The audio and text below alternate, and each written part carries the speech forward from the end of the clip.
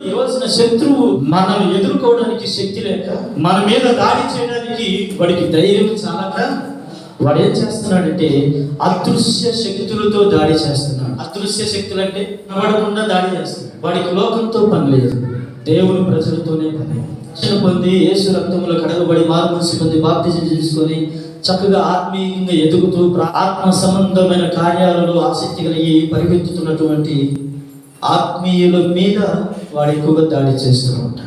మన ఆత్మీయ ఎదుగుదల కొరకు మనం ప్రార్థన చేయాలి. దేవుని ప్రత్యక్షత చూసేదానికి మనం ప్రార్థన చేయాలి. మన ప్రార్థన బట్టి అనేక మంది ప్రభావితులై మారు మనసు పొంది రక్షణ పొంది దేవుని ఎదుగు రాగలగాలి. ఇటు మనిషి కుమారుని ఇంత శక్తి కలిగిన వారుగా మార్చబడుట కొరకు మనం ప్రార్థన చేయాలి. ఆ ప్రార్థన చేయగలి కుటుంబానికి పట్టిన దరిద్ర శాపం, ఆ అపవాది కుయుక్తులు కుతంత్రములన్నీ పటాపంచలై పారిపోయినట్లుగా ఈ ప్రార్థన శక్తి కలిగినదిగా మార్చ